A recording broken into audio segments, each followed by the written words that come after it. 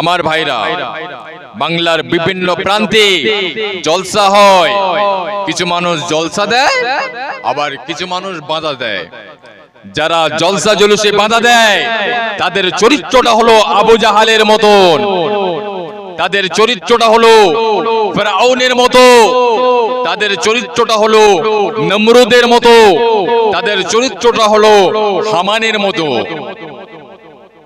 আর যারা জলসা জুলুস দেয় তারা হলেন হযরত আবু বকর সিদ্দিক রাদিয়াল্লাহু তাআলা আনহুর মতো, তারা হলো হযরত ওমর ফারুক রাদিয়াল্লাহু তাআলা আনহুর মতো, তারা হলেন হযরত আলী কাররামাল্লাহু ওয়াজহুর মতো।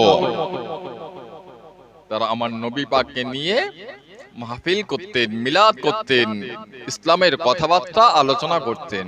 আর সেই জলসা জুলুসে বাধা দিতেন মক্কা টপ র্যাঙ্কের কাফেররা, বেঈমানের বাচ্চারা।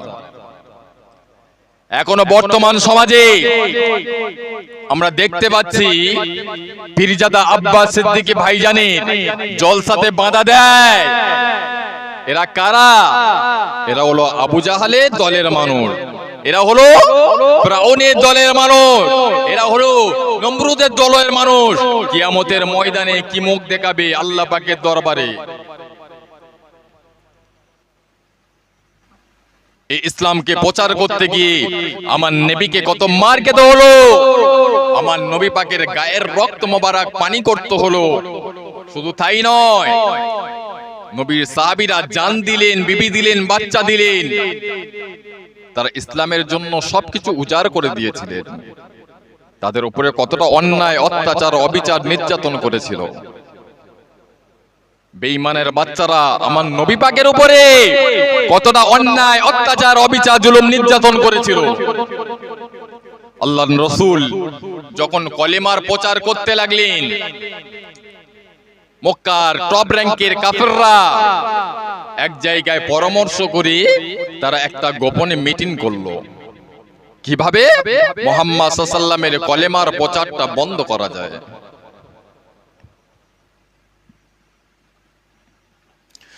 ও জনেরা, যুবকেরা, ও আমার নবী পাকের আদরের উম্মাত উম্মতিরা, কান খাড়া করে ঠান্ডা মাথায় কথাটা বোঝেন। মক্কা টপ র্যাঙ্কের কাফেররা, আবু জাহাল, উতবা, সাইবা সকলে একত্রিত হয়ে আমার নবী পাকের চাচা জান আবু তালিবকে গিয়ে বললেন, ও ভাই আবু তালিব, আপনার ভাইপোকে বলেন, আপনার ভাইপো যদি মক্কা টপ র্যাঙ্কের ধনী হতে যায় আমরা তাকে ধনী করব। আপনার ভাইপোকে বলেন, আপনার ভাইপো যদি মক্কা টপ র্যাঙ্কের সুন্দরী নারী পেতে যায় আমরা তাকে সুন্দরী নারী দেব। আপনার ভাইপোকে বলেন, আপনার ভাইপো যদি মক্কা টপ র্যাঙ্কের নেতা হতে চায় আমরা তাকে নেতা বানাবো। তবে শর্ত হলো কলেমার প্রচারটা যেন বন্ধ করে। যা চাইবে তাই দেওয়া হবে, তবে শর্ত হলো কলেমার প্রচারটা যেন বন্ধ করে। তারপরেও যদি করে আমরা তোমার সঙ্গে যুদ্ধের মোকাবিলা করব। আবু তালেবকে হুঁশিয়ারি দিয়ে কাফেররা চলে গেলেন। আল্লাহর রাসূল সন্ধ্যায় যখন বাড়ি ফিরলেন, চাচা আবু তালেব আমার নবীকে নিয়ে কক্ষে ডাকলেন, বাবা মুহাম্মদ সাল্লাল্লাহু আলাইহি ওয়াসাল্লাম, তুমি যা চাইবে তোমাকে তাই দেওয়া হবে। তুমি যদি বলো মক্কার টপ র্যাঙ্কের নেতা বানাবে, তুমি যদি বলো মক্কার টপ র্যাঙ্কের ধনী বানাবে, তুমি যদি বলো মক্কার সুন্দরী নারীর সঙ্গে বিবাহ দেবে, তবে শর্ত হলো কলেমার প্রচারটা যেন বন্ধ করো। যদি তারপরেও করো তাহলে আমার সঙ্গে তারা যুদ্ধের মোকাবিলা করবে। বাবা মুহাম্মদ, আমি এই বুড়ো বয়সে তাদের সঙ্গে কি যুদ্ধ করতে পারবো? তারপরেও যদি করো আমি তোমাকে আর জায়গা দিতে পারবো না।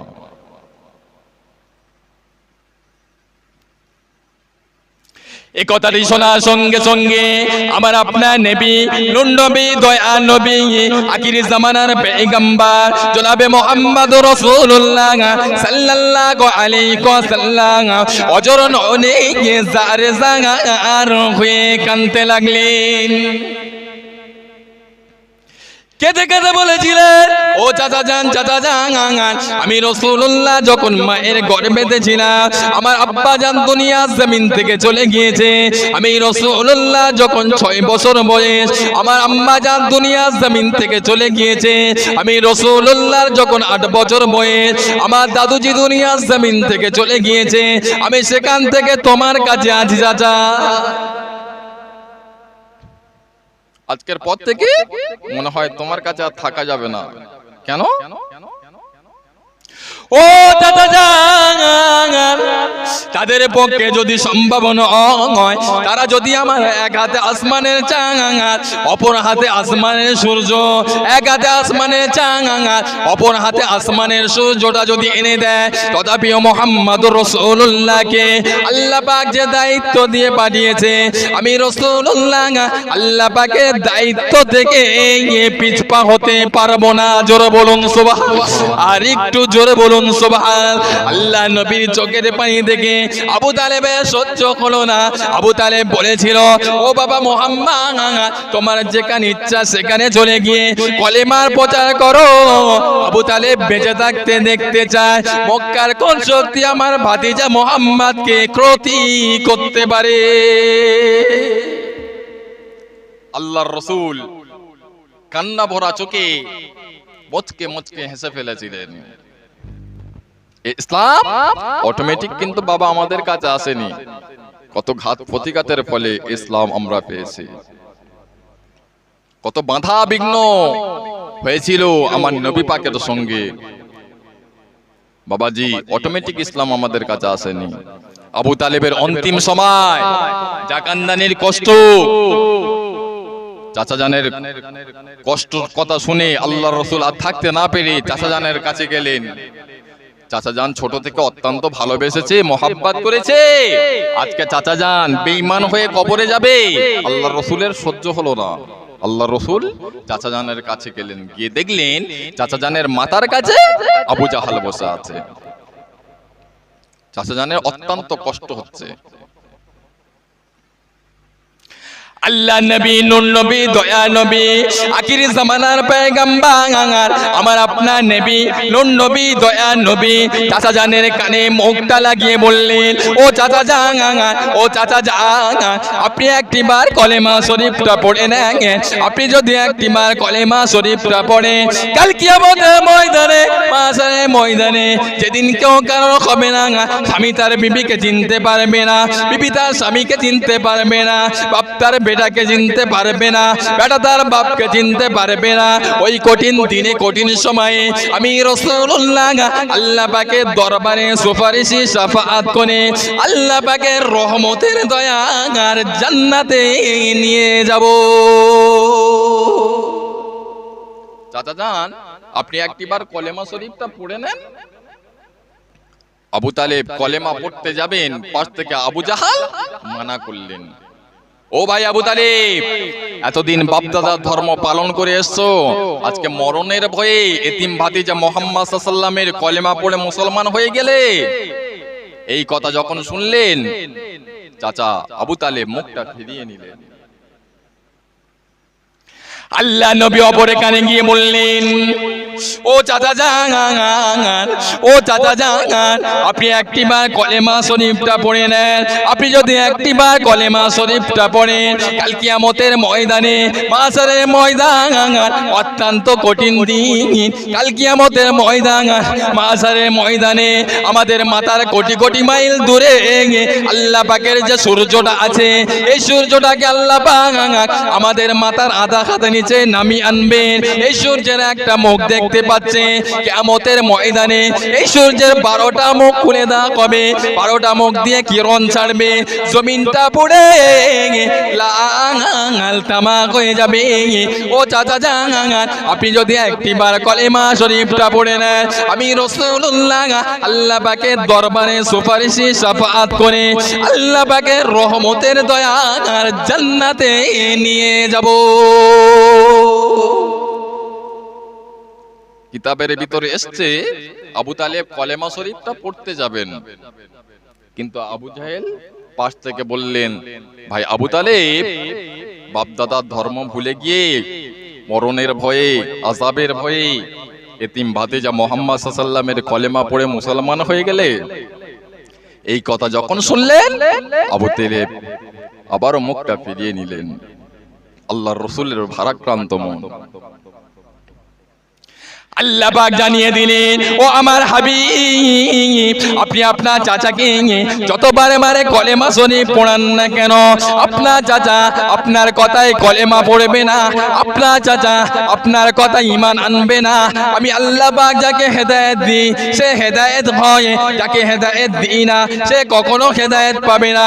আল্লাহ পাক কোরআন পাক নাযিল করলেন, ইন্নাকা লা তাহদি মান আহবাবতা ওয়ালাকিন্নাল্লাহা ইয়াহদি মান ইয়াশা ওয়া হুয়া আলামু বিল মুহতাদিন। হাবিব, আপনি চিন্তা করবেন না, আপনি বারে বারে চেষ্টা যতই করো আপনার কথায় আবু তালেব কলেমা পড়বে না। আমি আল্লাহ পাক যাকে হেদায়েত দিই সে হেদায়েত পায়, যাকে হেদায়েত দিই না সে হেদায়েত পাবে না।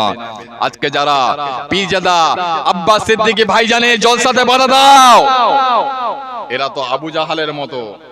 আবু তালেব কলেমা পড়তে যাচ্ছেন, আবু জাহাল মানা করেছে।